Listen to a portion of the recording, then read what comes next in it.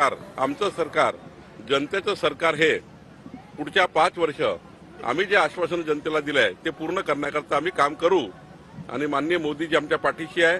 Double engine सरकार आहे। केंद्रातनं मोठं पाठबळ महाराष्ट्र सरकारला आहे।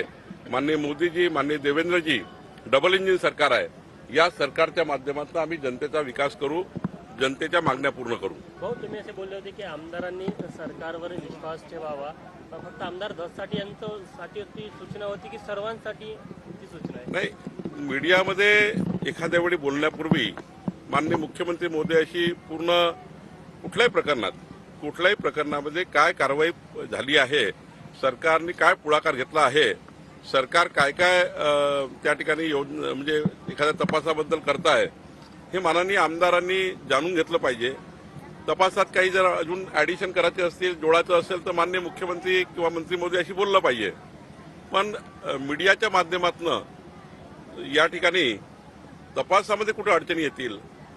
शेवटी एखादा जेव्हा आपण मीडियामध्ये बोलतो तेव्हा तपास यंत्रणेलाही मोठं दडपण असतं की तपासाला डायव्हर्शन मिळतं, तपासामध्ये अनेक अडचणी तयार होतात आणि त्यामुळे मीडियामध्ये बोलण्यापूर्वी माननीय मुख्यमंत्री आणि सरकारशी बोलून घेतलं तर मला वाटतं यातून चांगले मार्ग निघू शकतात, आपल्याला योग्य तपासी होऊ शकतं आणि ज्यांच्यावर अन्याय झाला त्यांना न्याय मिळू शकतो। वाल्मिक कराड यांना पोलीस अटक करू शकली नाही, शेवटी ते शरण आले, त्यामुळे पोलिसांवर प्रश्नचिन्ह उपस्थित केलं जातं। असं आहे, एखादा आरोपी जर शरण येत असेल त्यामध्ये खऱ्या अर्थाने तपासामध्ये पूर्ण त्या ठिकाणी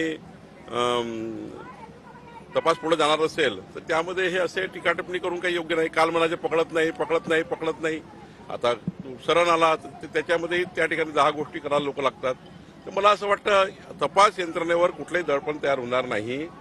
तपासामध्ये काल माननीय मुख्यमंत्री महोदयांनी सांगितलं आहे की या प्रकरणातला कोणी आरोपी, बीडच्या प्रकरणातला कोणी आरोपी ह्या सुटणार नाही, त्याला योग्य पद्धतीचे पुरावे, योग्य पद्धतीचं चार्जशीट ही तयार करावी लागतं।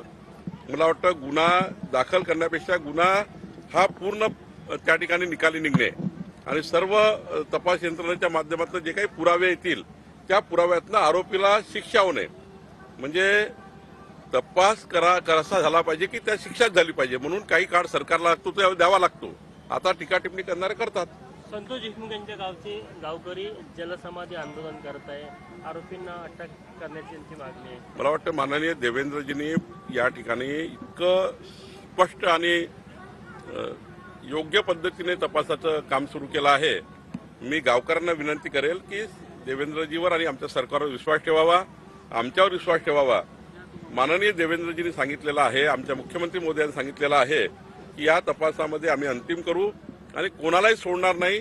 गावकऱ्यांनी थोडी तपासामध्ये साथ द्यावी आणि तपास यंत्रणेला सुद्धा मदत करावी, जेणेकरून कुठलाही पुरावा वगैरे सुटणार नाही, याकरता मी गावकऱ्यांनाही आपल्या माध्यमातून विनंती करतो। अजून काही मंत्र्यांनी पदभार स्वीकारलेला नाहीये, आपण मुख्यमंत्र्यांनी सुद्धा असं म्हटलंय की लवकर स्वीकारावं। नाही, मला वाटतं की आता पदभार स्वीकारण्याकरता थोडे कमी जास्त दिवस लागतात। काही आधीच मंत्रिमंडळाच्या आधीच काही लोक बाहेर गेले आहेत, म्हणजे मंत्रिमंडळ झाल्या पूर्वनियोजित काही कार्यक्रम आहेत, पूर्वनियोजित काही लोक विदेशात गेले आहेत। मला वाटतं या आठवड्यात निर्णय होईल सर्व, म्हणजे या आठवड्यात पदभार घेतील असं दिसतं।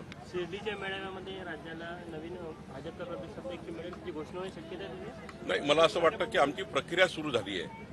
आम्ही आता 1 तारीख ते 20 जानेवारीपर्यंत आजपासून राज्यामध्ये 1.5 कोटी सभासद नोंदणी करतो आहे। मग सक्रिय सदस्य, ऍक्टिव्ह सदस्याची नोंदणी होणार आहे।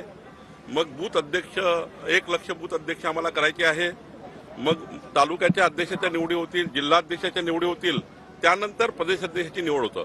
त्यामुळं त्या निवडीला जरा मला वाटतं आपलं केंद्र नेतृत्व, आमचे राष्ट्रीय अध्यक्ष निर्णय घेतील, पण प्रक्रिया सुरू झाली आहे आणि त्यामुळं प्रक्रिया एकदा सुरू झाली आहे तर लवकरच त्याचा निर्णय होतो। स्वामित्व कार्ड आता पुढच्या टप्प्यात कधी वितरित केलं जाईल? माननीय मोदीजी पुन्हा एकदा स्वामित्व योजनेचा शुभारंभाचा वेळ देतील आणि लवकरच मी त्यांना वेळ मागितलेला आहे। नक्की केंद्राचीच योजना आहे, राज्याने सोबत काम करायचं आहे। त्यामुळं या दुःखद घटनेमुळं माजी पंतप्रधान मनमोहन सिंगजी यांचं दुःखद निधन झालं, त्यामुळं शासकीय दुखवटा असल्यामुळे तो कार्यक्रम पुढे गेला, लवकरच तो कार्यक्रम होईल। जळगावमधल्या परळीमध्ये 2 गटामध्ये राडा झालेला आहे, काय सांगाल? अशा प्रकारच्या राड्याच्या घटना ज्या आहेत त्या मोठ्या प्रमाणात आता ते घटना काय तिथले एसपी तपास करतात किंवा त्याबद्दलचा मी एसपीशी बोलेल. मराठवाड्याचा जो पाणी प्रश्न आहे तो अजून बिकट झालेला आहे. जर जायकवाडीमध्ये 58% जलसाठा असेल तर नाशिक आणि नगरमधून पाणी सुटणार नाही असा निर्णय झालेला आहे. का सांगता? नाही, मला एकदा निर्णय तपासावा लागेल. आपण सांगता त्याप्रमाणे मला निर्णयाची पूर्ण माहिती घ्यावी, नंतर त्याच्यात बोलता येईल. सर, अजित पवारांच्या